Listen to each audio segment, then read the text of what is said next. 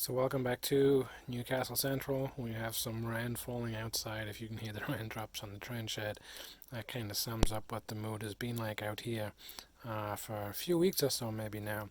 I've had quite an adventure, but as you can see there are a whole bunch of Seeps PM-1 point motors that are no longer installed in the baseboards, and in the background you can see that there's one or two other point motors that have been installed in their place.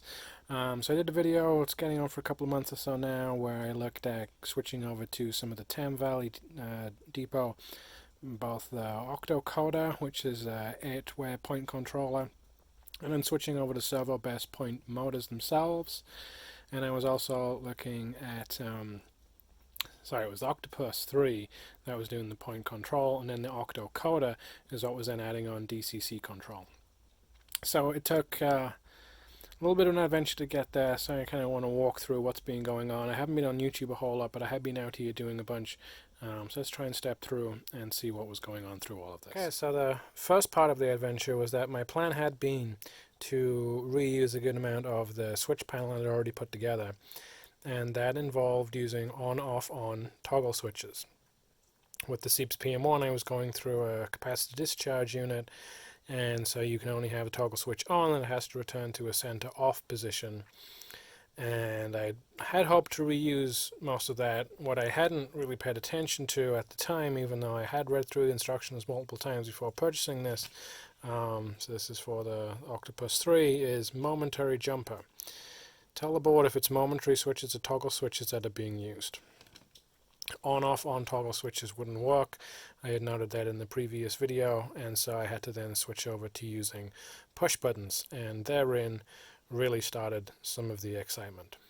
Okay, so this is over on what was the original Newcastle Central panel, and all of those toggle switches were controlling those Seeps PM-1 point motors, and I have updated pretty much 8 of the switches over on the south side of the station. So 1, 2, 3, 4, 5, 6, 7, 8. They're all the motors that I've gone ahead and replaced. This one is what would lead out into the tiny yard, which isn't even close to being planned out beyond that. This was then getting up to DMU stations, and most of the north side of the station was okay. The bulk of the problems that I had were on the south side of the stations. This is why I attacked this part first. And so I switched over to these momentary push button switches. I ended up having to go with 2 or 3 different push button switches, trying them out, and what I had found, if we try and come underneath, this was all the wiring spool, which kind of looks like a little bit of a rat's nest. Everything is labeled, everything does go into connector blocks under there, which was labeled as well. So it was somewhat easy for me to try and track them back. And so this was an example of what I had. This one's coiled up. There's one taken out, and we'll get to that why in a minute. From the push button switches, it would run through about 15 to 18 inches into those connector blocks, and then it would run through what was essentially a networking cable. This four-pair network cable would then run out to each of the motors underneath, and my plan had been to simply switch out the toggle switches for the push buttons, wire them up, and then I will be able to reuse this harness underneath to the connector block, reuse that 4-pair of networking cable out to the actual point motors themselves, and I would then just be able to lift off the contacts from the Seeps PM-1 and swap them over to the Octopus 3, so that I could either do the DCC control or I could just push that button and that would control Octopus 3. That was the theory. So kind of hanging out a little bit underneath the south part of the station. This is right around where the gantry is, signal gantry is. We'll see when we go back up top. And so what we have on the Octopus 3, which is this main board here, we've got 8 of the servos connected in, and they have their own 3-pin connections. They're really easy to connect up. This one right here is just the power for the actual board itself, and then this little boy over here is our Octocoder, and so I have DCC power coming in there. And so the idea is that if you didn't have the octocoder on, this is just kind of sitting on top of 8 pins, 8 three-way pins here. So the octocoder sits on top and essentially then takes over control for the DCC options when you want to throw one of the switches, want to throw one of the turnouts. And so rather than plugging in the push button switches directly into the Octopus 3, instead they would go into the octocoder. This is where we started to have a little bit of a problem.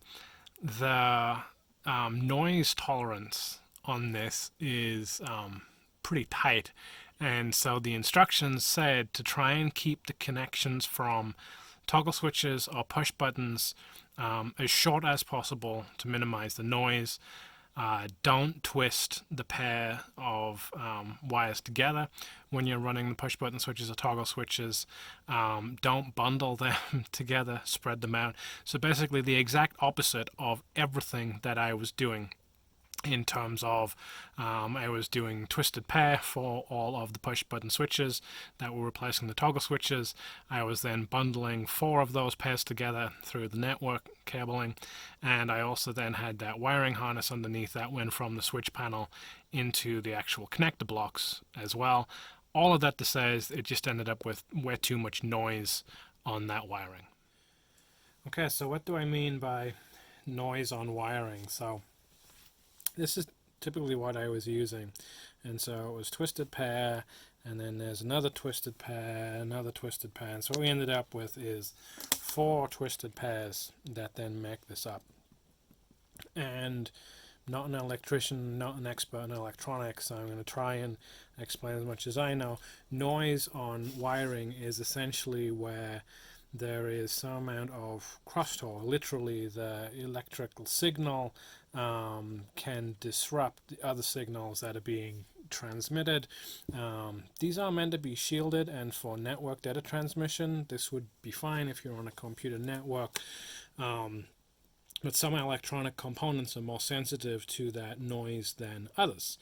And so when I was using the capacitor discharge unit, and when I was using one of these Seeps PM-1 point motors, there was no problem with noise.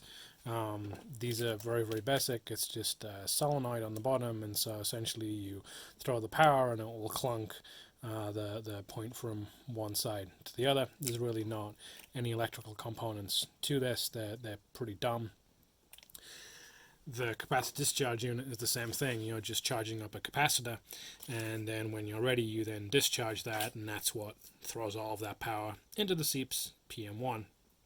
The Octopus 3 and the Octocoder have integrated circuits on them. They have chips on them that are doing some of the logic in terms of which way are they thrown. They are keeping track of how fast the servos are meant to move, how much they are meant to move in either direction. They're also then listening for the DCC signals and responding appropriately. So there's just more electronics, a lot more electronics on those than there was on the Seeps PM-1. And so I think the reason why the instructions for the Octopus 3 and the Octocoder were saying, hey, if you're going to be using these external fascia control connections essentially for a toggle switch or for a push button, you need to keep those cables those wires really short, because any amount of noise is going to disrupt the signals on those integrated circuits. So in the ideal world, what we would have is we would go and throw one of the points,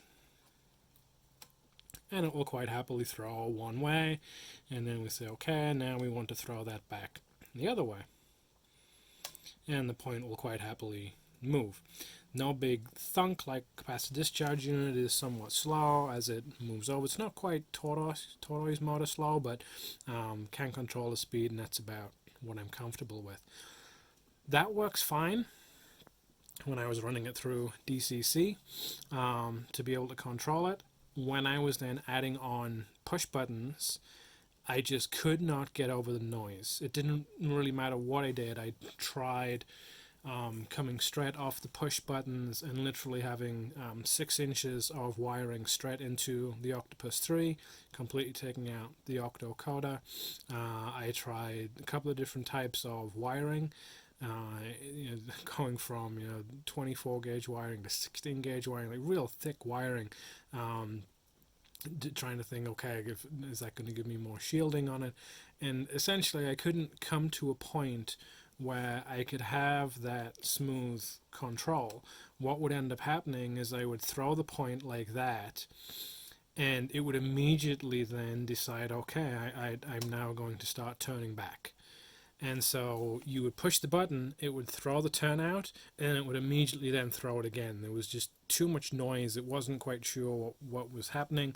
It wasn't conflict between DCC and Fascia controls, which could be a problem with the Octopus 3 and the Octocoder. They were correctly set for momentary. I tried 2 and 3 different momentary switches, and essentially what I came down to was I probably could get this work. I got it to the point where it did mostly work on one connection, but I was basically going to scrap all of the wiring in terms of going to those connector blocks underneath the layout, that wiring loop. I was going to end up pulling out all of the cabling, going back to the servos themselves. And that just kind of seemed a little bit silly, because the more that I thought about it, if we try and now back up a little bit, the goal that I had set out for myself was that I wanted to keep this as simple as possible when I first set it up. The reality is that there's an awful lot going on just on this south side of the station. So if we go and pick on something like, what's that, class 101, I think, at the back there, on what will be station 12, platform 12. If he wants to come out, we have to make sure we have 1, 2, 3, 4, 5, 6, technically 7 points. We have to make sure that 7 turnouts are all thrown correctly. Ignore some of the signaling work that's going on. We have to make sure that 7 turnouts are thrown correctly to get southbound out of platform 12. Even if we look at something like class 43 in BR Blue, that would be on platform 3. Let's say he's coming out southbound. We still need to make sure 1, 2, 3, 4, potentially 5, at least 4, if not 5 turnouts are thrown. And so when I first set this up, I was trying to keep this simple. I was trying to keep this very basic electronics, Seeps PM-1, and that switch panel. But the reality is that when it then came to running sessions, I had a lot going on here.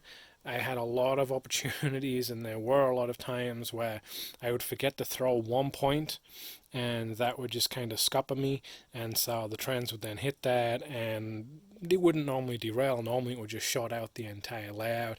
And so there was a lot of complexity that ended up coming into this just as part of a running session, and it was detracting from some of the enjoyment of doing that.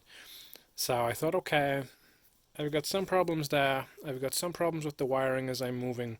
What are these different turnout controls?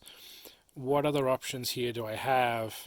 If we haven't figured out quite where I'm going at, let's go and look at what I ended up with. Okay, so I said that I wasn't an electrical engineer. I'm also not a financial analyst, but I believe in the finance world and in a lot of things in general. There's something called the fallacy of sunk cost. And best that I understand, that fallacy of sunk cost is that you put so much time and effort into something that it then clouds your logical thought as you're trying to then make decisions. And I kind of felt like that was how things were with this switch panel. I did a long 3-part series on the switch panel, and a lot of people probably subscribe to the channel because of that. I think part 1 of the switch panel build has gotten 15,000 views, something like that. And I enjoyed doing it. I got a lot of pleasure out of doing it, and it got me to the point where I was able to actually start running trains for real. Up until that point, I had a lot of the older locos, and I couldn't get them running over the turnouts until I was able to get frog polarity working on them, and I didn't want to go out and buy a whole bunch of frog juices when I knew that I was going to have point motor control. I was going to be able to control frog polarity, so I really had to figure out, okay, I need a way to be able to actually get these turnouts controlled, have the frog polarity switching, so I need to build a switch panel. And it was, in looking back, it was one of the first projects that I did. I wouldn't say that I went in over my head. I knew exactly what I was doing, and it did work out fine. Unfortunately, the point motors that I went with were a little bit on the cheap side. Hindsight, I would probably put different point motors in. And so again, I was at the point where it's like, okay, I've now gone out and I've looked at the Octopus III and the Octocoder and these servo-based point controls. Wasn't quite working out. It's like, well, could I have switched over and done different kind of point motor? Could I have looked at Tortoise? Could I have looked at some of the Cobalt ranges? And it's just like, yeah, I could, and I think I discussed that on the previous video. But the more I thought about it, the more I realized that my entire layout is actually controlled by JMRI, which is a Java Model Railroad Interface. It's a little mini computer that sits underneath the layout. It's completely out of the way. Even though I'm using NCE power cab for the actual DCC control through that throttle, it's actually then connected via a USB connection into that little mini computer, and that lets me control everything from my iPad or from cell phone. JMRI is actually super duper powerful. It's pretty common in the US. It seems less common in the UK, but in the US it's pretty common. A lot of big club layouts use it. Our club layout uses it, mainly so that we don't have to wander around with a whole bunch of handheld throttles. We can all just do it through a cell phone, and we can control trends, we can control turnouts, whatever else. So I had all of this set up on mine, and really all I was using it for was an interface to be able to control from a handheld device. And the more I looked at it, the more I realized that I already set myself up so that I could do DCC control. I was then trying to figure out signaling work, which you can see somewhat in the background as well. And I just put a video up on some of the new signal gantries that I'm doing. I'm trying to figure out, okay, how can I best control those? And I realized that really JMRI was going to be the way to do that.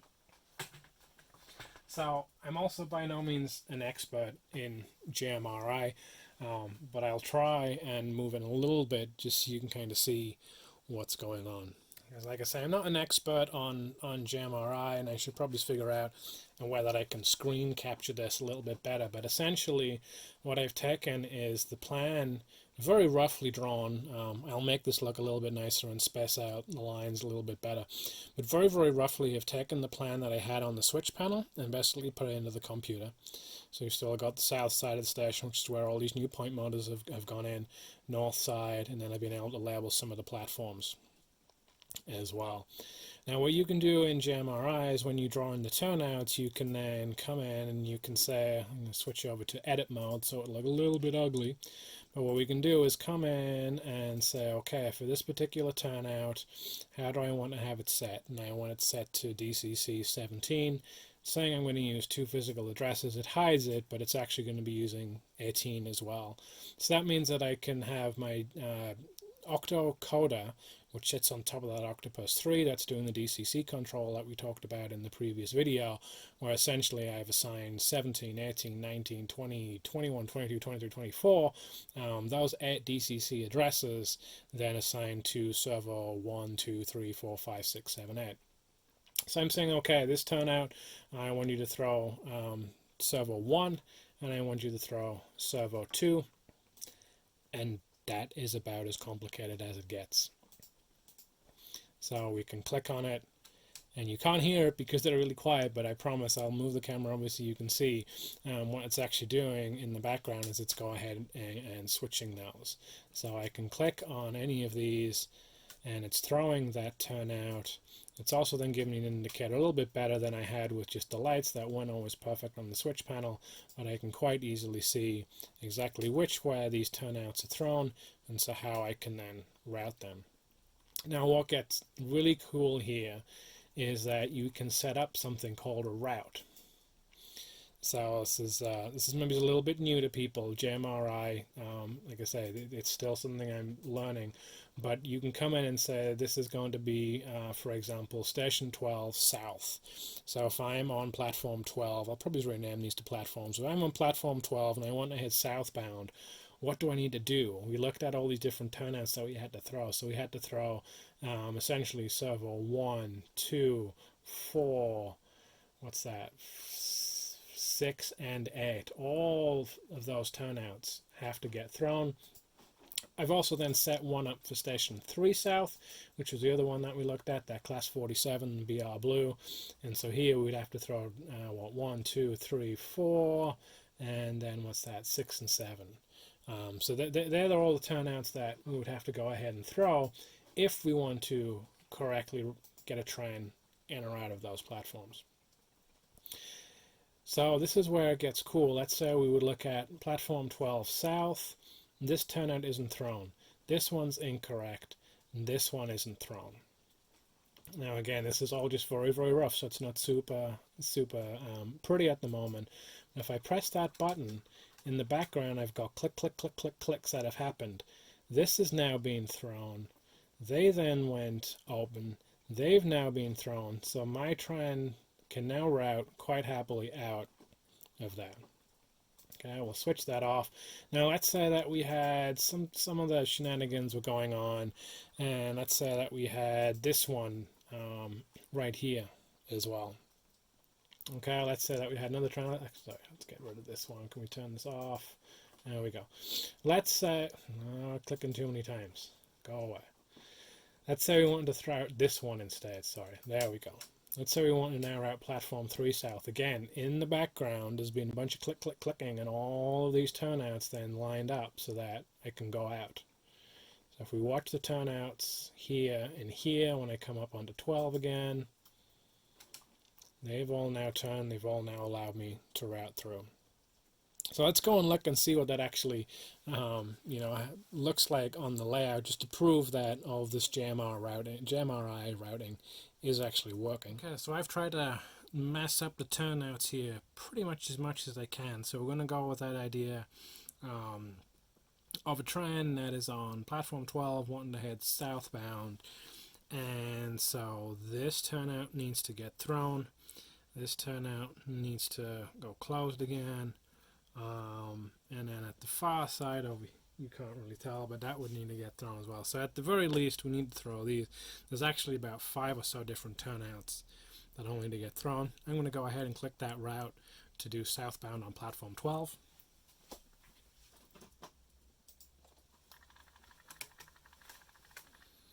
And so a whole bunch of those turnouts have all been thrown all by themselves. Now what we can do is say, okay, let's say I now want to be able to have platform 3 that's going to then head out southbound. So again, this one needs to go, this is paired up, there's another one kind of hiding out just around there, but this one will need to throw. And so again, I'll do that southbound route on platform 3.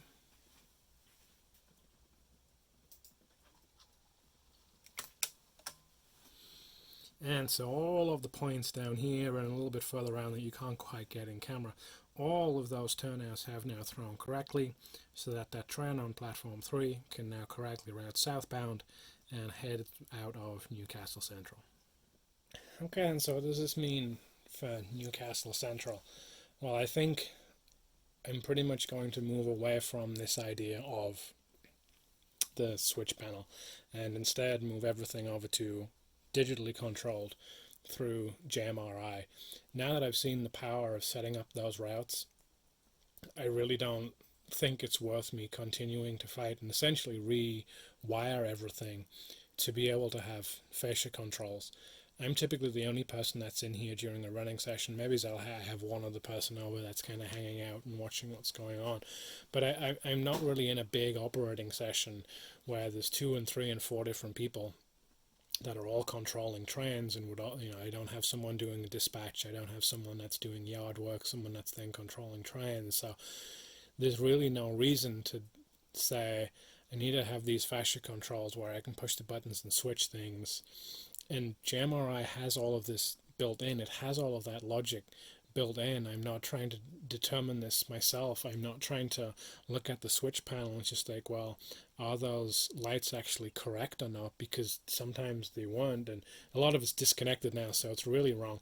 But yeah, a lot of the time they weren't, especially when I was using frog juices. It required a trend to go over for the first time before it would trip it, and it would be able to respond correctly and tell me what polarity the frog was at.